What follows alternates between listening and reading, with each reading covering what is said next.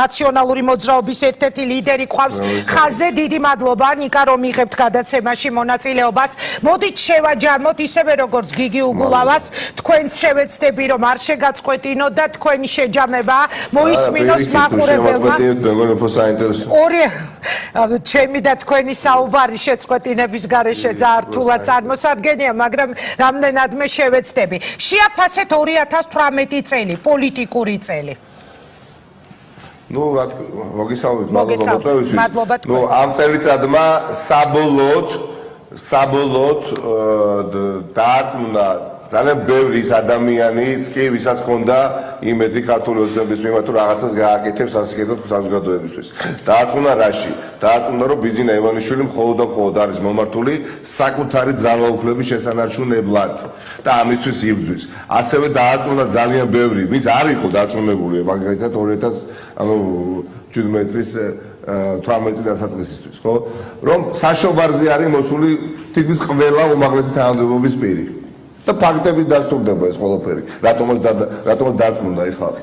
ასევე დააწმუნდა ძალიან ბევრი ამ ქვეყანაში, რომ დემოკრატიული სახელმწიფოს მშენებლობისგან და ინსტიტუტების გავითარებისგან ძალიან შორს არის ბიზინა ივანიშვილი. აქვს მცდელობა, რომ თავისებური დიქტატურა დაამყაროს, სადაც დანიშნავს თანამდებობაზე საკუთარი ოჯახის პერსონალს, მაგალითად სუსის ხელმძღვანელად დანიშნავს პირად მცველს, დანიშნავს მეორე პირად მცველს სახელმწიფო დაცვის სამსახურის ხელმძღვანელად, სადაც ოჯახის ადვოკატს დანიშნავს გენპროკურორად და სხვადასხვა მას შემდეგ არავის არ უნდა ყავს ეს გენპროკურორი თადუმაძე ყავს ხედველობაში ცნობილი ნებათაღეულის შემდეგ საზოგადოებაში რაც იყო სარალიძეს შვილის სკოლების საქმე ხედველობაში დაინიშნა ეს ოჯახის ადვოკატი და არავის არ უნდა ყავს როგორი თვალად. ასევე ეხლა ვადევნებთ თვალყურს მცდელობას როგორ აპირებს ბიზინა ივანიშვილი დანიშნოს საკუთარი ოჯახის ადვოკატი არის იურისტი ქალბატონი, რომელიც გახლავთ მოქმედი უზენაესი სასამართლოს ერთ-ერთი ვიზე საუბრობთ? ბატონო? ვიზე საუბრობთ, თქო გეკითხები. ქალბატონი იურისტი, რომელიც გვარი ხალხო დამახსენდება 99.19 გადაწყვეტილება მიღებული აქვს ბატონ ივანიშვილს, რომ დანიშნოს უზენაეს სასამართლოს თავმჯდომარედ ქართულ ბანკის იურისტი ვინც იყო წლების განმავლობაში და მისი ოჯახის იურისტი. გამახსენდება გვარი და გეტყვით, ერთ-ერთი მოსამართლეა მოქმედი. ნუ აღარ ვსაუბრობ იმ 10 მართლაც თუ ვინმე შელახული აქვს სასამართლოში რეპუტაცია, ძირითადად აი ამ 10 ადამიანს აქვს შელახული რეპუტაცია, მათ შორის პროფესიული, ადამიანური, ყველა ღირსება აყრილი მოსამართლე ვინც კი იყო, აი ეს ადამიანები წარმოადგენა უჩუმრად ქართულმა ოცნებამ კანდიდატებად უზენაესი სასამართლოს დასაკომპლექტებად, ხო? ამიტომ და არჩევნები თავისთავად რომელმაც ასევე დაგვაწუნა რაში? რომ მიუხედავად ხელების გადაგრეხვისა, ცემატყებისა, დაჭრისა, გაყალბებისა, აუცილებლად ბიზინა ივანიშვილი დამარცხდება. მაგრამ ამავე დროს გამოაგზავნა სიგნალი და გვეპატიჟება რევოლუციისკენ. აი მოდით ერთი წუთით აქ შეგაწყვეტინებთ რევოლუცია ახსენეთ ამ თემაზე. წეღან გიგი უგულავამ გააკეთა ასეთი განცხადება არა რევოლუციაზე, არამედ პროცესები უფრო რადიკალურ სახეს მიიღებს. ოდნავ მოგვიანებით დაგისვამთ კითხვას.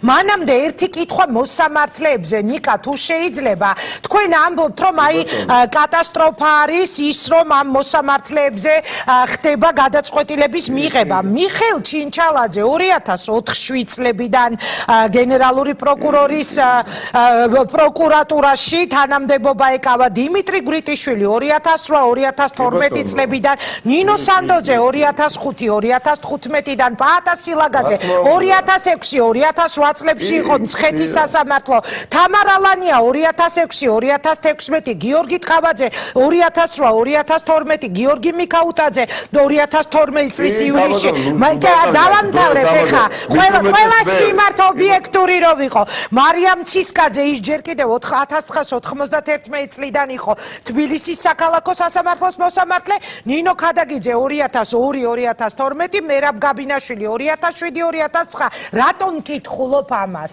წეღან გიგიმაც ახსენა მონსტრების კორპორაციაო ეს ყველა ადამიანი იყო ნაციონალური მოძრაობისთვის ძალიან მისაღები და მათ ძალიან სერიოზული გადაწყვეტილებები აქვთ მიღებული მათ შორის ივანიშვილის დაჯარიმებიდან დაწყებული გვანცა ხუფარაძის საქმის ჩათვლით და აღარ გავაგრძელებ ეხლა ანუ რა გამო თქვენს დროს იყვნენ კარგები და მისაღებები და ეხლა არიან ცუდები ვინ გითხრათ მე მითუმე ვინ გითხრათ 2012 წელს წინა ხელისუფლებას არჩევნები უნდა წაეგო მე არაერთხელ მithქვამს ეს და წააგო კიდევაც და წააგო იმიტომ რომ ბევრს მოწონდა წინა ხელისუფლების გაკეთებული საქმე და ბევრს მათ შორის ვისაც მოწონდა გაკეთებული საქმე არ მოწონდა გაფუჭებული საქმე ხო ორი მხარე ქონდა ხო წინა ხელისუფლებას კარგი და ცუდი ამ ხელისუფლებას აქვს მხოლოდ ერთი მხარე და მთლიანად ცუდი და მეტიც მე თქვი არაერთხელ და ვიტყვი მორალური უფლებაც აღარ აქვს ამ ქართულ ოცნებას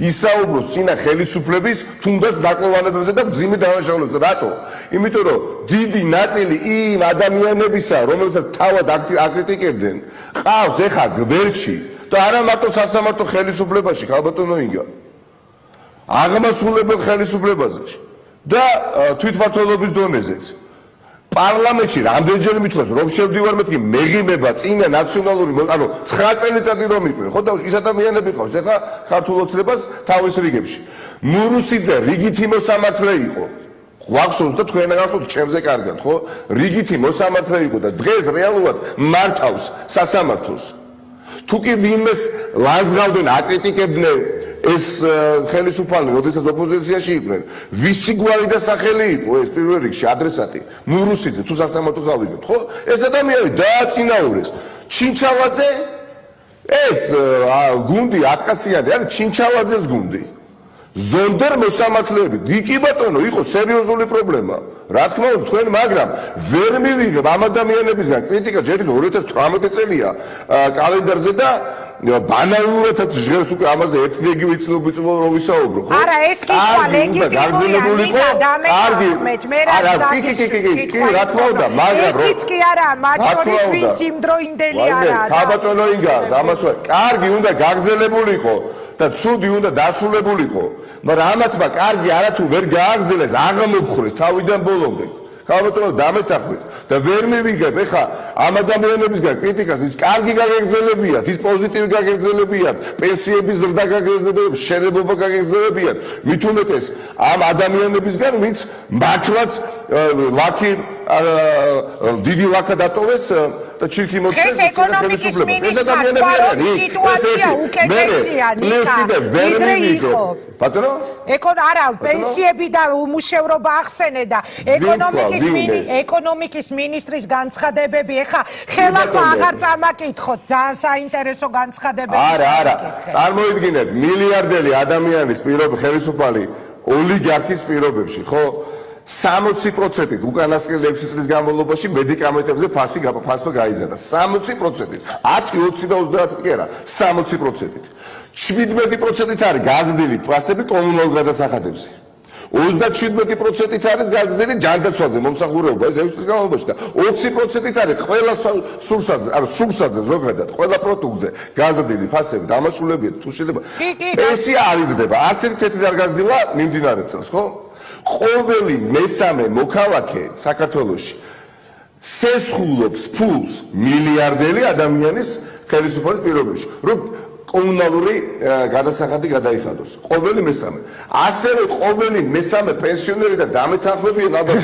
ბევრი პენსიონერის უყურებთ თქვენ გადაცემას ხო ყოველ მესამე პენსიონერზე წინსწრებათ აქვს პენსია გამოტანილი ანუ ვალით ცხოვრობს ყოველი მეხუთე ანუ ძელია ესე გაზი აგზვირდება ახალი წლის შემდეგ გაზის გაძვირებასაც აპირებენ ხო ნუ ლარი რომ გაუფასურებულია ეს ყველამ უკვე ვიცით საწვავის ფასი რომ და დრამატულად გაიზარდა ნაცვლად იმისა რომ შემცირებულიყო რომელი ერთი ფაბრიკა ან ქარხანა გაუხსნია ბიზნე ივანიშვილს სად დასაქმებულა ადამიანები გზავე და ჩაუყანია და ერთი წერტილი და მეორე წერტილამდე ანუ არაფერი არ უკეთებიათ გარდა იმისა რომ 15 თუ 16000 საჯარო მოხელით მეტი მუშაობს ქართული ოცნების ბიუროკრატიაში შტატით და შტატგარეშეები რამდენია ხო არაფერი მაგრამ ის ვინც არ ვარგლობდა წინა ხელისუფლების დროს თანამდებობის პირებს გულისხმობ ხო დიდი სიამოვნებით მოკიდა მათ ხელი და დააწინაურა მათ შორის შევარდნაძის ხელისუფლების დროსაც ვინც ყველაზე ესეთი ძლავრი კრიტიკის კაცებში ტარდებოდა ხოლმე ის თანამდებობის პირებიც გააცოცხლა გააკეთა ნაკრები დაუმატა მე ჩემის ღმერთმები ძალიან უპრინციპო თანამდებობის პირები როგორც არის მაგალითად კახი კავაძე რომელიც პირდაპირ 2007 წელს აკრიტიკებდა და გმობდა ოპოზიციას და ამართლებდა დარბევას 2007 წლის ნოემბრის ეს ადამიანი დღეს არის მოკლედ დედაქალაქის მერი და უამრავი სხვა ნიკა დღეს ქართული ოცნების თუ შეიძლება დავასრულებ ჩემთვის დიახაც ქართული ოცნების მხარდაჭერა ნიშნავს მურუსიძეს გვერდში დგომას და გვერდით დგომას და მის მხარდაჭერად გამოცხადება ჩემთვის ქართული ოცნების მხარდაჭერა ნიშნავს ჩინჩავაძეს მხარდაჭერას, ბედუკაძეს მხარდაჭერას, ძასოხოვის მხარდაჭერას. დიახაც, აი ამ ადამიანების თუ აღარ საუბრობ, ეხლა დამნაშავე, ეხლა წამოვიდნოთ, გავიხსენოთ, ეხლა რა მოხდა, ხო, შარშან წრის ნიკა, კითხვა მინდა ერთი და ის. ანუ ადამიანს, დუშევა, ტომარა ჩამოაცვეს თავზე მუხტავლის, ხო, პოლიციის ფორმაში გამოწყობილმა. და მინისტრი იყო გებრიშვილი, შინაგან საქმეთა მინისტრი. და მთელი ყველა კამერა 100 კამერამდე სათვალთვალო წაშლილი იყო და მოკლედ სხვა ქვეყანაში გადაგდეს დღეს არის პატიმარი. რატომ გონია რომ ადეთუგიან ეს ადამიანი პასუხს არ აგებს ხო? ნუ აუცილებლად აგებს შინაგან საქმეთა მინისტრი პასუხს. და ყველა თანამდებობის პირი ვინც მოიტაცა ავგან მუხტარლიზე ჩვენ არაერთი გადაცემა გვაქვს გაკეთებული ძალიან მწვავე დიახ ნიკა ერთი კითხვა მინდა რეპრესიებს თუნდაც არ შემილი არ შევეხო ეხლა ვიცი რომ დაახლოებით პროგნოზირებადია თქვენი შემოპასუხება კირკიტაძეს დაკავება ეხლა და შეიძლება მითხრათ ისე პოლიციას კი დამნაშავე იყო ფორმით და ფრანგული დემოკრატია საერთოდ გადაწონდა იმ ავტობუსს იმიტომ რომ კონსტიტუცია შემოპასუხებაზე ვერ გავიგე შესავალი უკაცრავად თქვენ გონიათ რომ მე ვინმეს დაპატიმრების მომხრე ვარ უბრალოდ იქ კონკრეტული კადრები არის კირკიტაძეზე რომელიც საფუძველი გახდა მისი დაპატიმრების ამ მანქანის მინის ჩამწყვევას გამოვითარებ ერთ მოსაზრებას ეს იგივე იქნებოდა რომ პოლიციელმა რომელმაც მუხტავლის ჩამოაცვა ტომარა თავზე და მუხტავს მოეხერხებია და გაქცეოდა იმ პოლიციას მერე პრეტენზია წაეყენებიათ მუხტალისთვის არ დაემორჩილა პოლიციის კანონიერ მოთხოვნას ჩვენ უნდა დავემორჩილოთ პოლიციის და პოლიციის კანონიერ მოთხოვნას აუცილებლად მაგრამ როდესაც ტრაქტორებს კამაზებს და ავტობუსებს ყოველგვარი კანონის და კანონმდებლობისა და კონსტიტუციის დარღვევით და ფეხქვეშ გათხოვებით და გადატარებით ჩამიხერგავ შეხა დამნაშავე და მე ვიმეორებ რომ ჩემი უფლებები დავიცვა ესეც რომ არ იყოს ხო ესეც რომ არ იყოს ხო თუ მაინდა-მაინც იქ იყო დარღვევა და ჩემის აზრით არ იყო ფრანგული დემოკრატია გადაწვამდა იმ ავტობუსს გადაწყვეტა იმ ავტობუსს ნამდვილად და პოლიციის საპატრულო პოლიციის უფროსი კუპატაძე რომელიც პირადი პატიმარი გახავთ ასევე დათო კირკიტაძე თანამდებობას დღეს არ იქნებოდა მაგრამ როდესაც მოსამართლე გვიტიშვილს და ჩინჩავაძეს რომელსაც თქვენს აკრიტიკებდით მთელი წლების განმავლობაში დღეს უზენაეს სასამართლოში აგზავნიან რატომ აგზავნიან იცით რომ არა მე წლების განმავლობაში იმ საქმეებს ვაშუქებდი ზუსტად რომელშიც ბევრი მოსამართლე ვინც დღეს არის ოცნების კარზე დაწინაურებული მონაწილეობდა და ამას ხმამაღლა ვიტყვი ძალიან ბევრი საქმე რომელსაც ვაშუქებდი თავის დროზე და ჩემთვისაც გასაოცარი არის რომ ბევრი მოსამართლე როგორ შეიძლება რომ მაგალითად ხელისუფლებისთვის ყოფილიყო მისაღები რომელიც როცა ოპოზიციაში იყო საპროტესტო აქციებს აწყობდა იმ სასამართლო გადაწყვეტილებების გამო ნიკა ერთი კითხვა უნდა დაგისვათ და მე მეშინი არ გაგვეთიშოს. რევოლუცია ახსენეთ თქვენ წეგან. რაზე მიანიშნე? წეგან გიგი ამბობდა უგულავა, რომ პროცესისო რადიკალიზაცია მოხდება 2019 წლიდანო. რამეს გეგმავთ ქუჩაში პოლიტიკური პროცესების გადატანა? ასევე და სანამ დამოვიწყდა მინდა თქვა თქვენს ეთერში, რითი იყო აღსანიშნავი განვლილი წელიწადი, ხო? 2018 წელი. აი, ერთ დროს დაშორიშებული პოზიციების მქონე პოლიტიკოსების გაერთიანება. დიახ, ჩვენ მოვახერხეთ ძალიან ბევრმა ადამიანმა გაერთიანება მიმდინარეობდა და რამაც შედეგი გამოიღო და ეს გაერთიანება კიდევ უფრო გაფართოვდება. ნახოთ თქვენ ისეთი. რაც შეეხება გვეპატიჟება რევოლუციისკენ ბიძინა ივანიშვილი, რომელიც ამბობს, რომ მე რა რომ ახალქალაქში გცემეთ და მე რა რომ ის ვინც ეს ყველაფერი მოაწყოს პარლამენტში გიზით დაუშვათ ელზემკოიანის სახით, ხო? მე რა რომ რატო არ საუბრობთ? თვალ არის მალხაზ ბაჩალიკაშვილის შვილის მკვლელობის, უმოწყალო მკვლელობის 1 წლისთავი. და რა ზაზას ანალიზეს კი წუხს ამაზე რომ სულ ძირითადად ჩემზე საუბრობენო და არ საუბრობენო ბაჩალიკა თავად ზაზა წუხს ამაზე. ადამიანს ჩაუხვრიტეს, დაუხვრიტეს შვილი საკუთარ ლოგინში, კაცო. როდესაც შეიძლება რომ ელემენტარულად ტელეფონი აიღო და დაკითხვაზე დაებარებიათ, ხო? დედისა და მამის თვალწინ. და 1 წელიწადი გადის, ხვალ და არანაირი პასუხი და მეტიც. არც კი საუბრობენ და ათილიქებენ მამამის. და რაღაცა მინიშნებებს აკეთებენ, ირებს თითქოს იქ რაღაცაში გარეული იყო. ხო?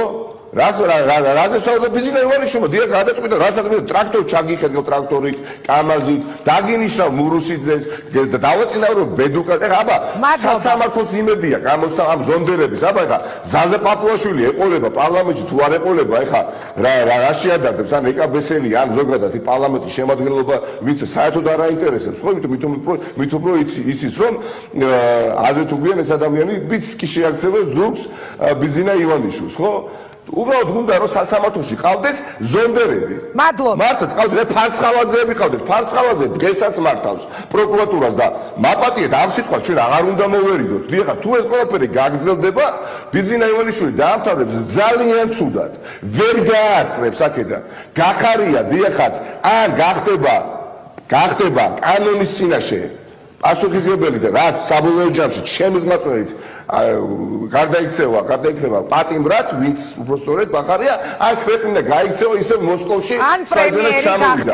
აბა ეხა თავპირი გვინტრიოს, რაც უნდა აკეთოს, მურუსიძეებია დააწინაუროს, ხალხი აშიშილოს, გაადიდროს საკუთარი ბაღალჩინოსრები და გულხეთ დაკრეფილების შევხედავთ? რა თქმა უნდა, როდესაც კანონი ესე ითელება ფეხქვეშ, კანონს ხელში იღებს საზოგადოება და გნებავთ ამას დაარქვით. ეხა ფრანგული დემოკრატია ვახსენე რამდენიმეჯერ, ხო? რა ხდება დღესაც, ხო? საფრანგეთში ხო აკვირდებით, ხო? დღეს უკვე დაკავებული იქნებოდა კუპატაძეც, საბანაძეც, გახარიას და ყველა ის უსიტყვოციო შემსრულებელი უკანონო ბრძანებებისა ველისიხეში ვინც აქტიურობდა და ეს ყველაფერი შეიძლება დიახაც მოხდეს უახლოეს პერიოდში. ბიძინა ივანიშვილს აქვს შანსი რომ ოპოზიციის ნებას დაყვეს, ანუ ხალხის ნებას, ვინაიდან სხვა ლანდშაფტია უკვე პოლიტიკური, უამრავი ადამიანი არის სასტიკა წინააღმდეგი ბიძინა ივანიშვილისა და ვთხოვთ რომ დაგვიჯექი და მოვთხოვთ უკვე მოლაპარაკების მაგიდაზე და საარჩევნო კანონმდებლობა შევცვალოთ, თუ ამ ყველაფერს ზურგს შეაქცევს, რაც სავარაუდოდ ასე იქნება, იმიტომ რომ მაჟორიტარობის ინსტიტუტი თუ მან გააუქმა პირველ რიგში რატომ არ წავა იცით ამაზე უკვე 2013 საკუთარი ფულიანი მაჟორიტარების ეშინია. ფულიანი მაჟორიტარების რომელიც ასევე თქვენგან გადაიბარეს წარმატებით. რა თქმა უნდა, იმიტომ რომ ამაყი და მორალურად წელში ბოლომდე გასწორებული და არაერთხელ მithქვას რომ ყველა ის მართლა უღირსი ადამიანი, ვის მიმართაც ობიექტური და სამართლიანი პრეტენზია არსებობდა, დღეს ქართულ ოცნებას არათუ ყავს საკუთარი კალთის ქვეშ, ამოფარებოდა ფრთების, არამედ რეალურად მართავს ქვეყანას. დიდი მადლობა ნიკა მოტივაციას და ენერგიას ვაძლევს. ნაციონალური მოძრაობის ერთ-ერთი ლიდერი იყო ჩვენი სტუმარი.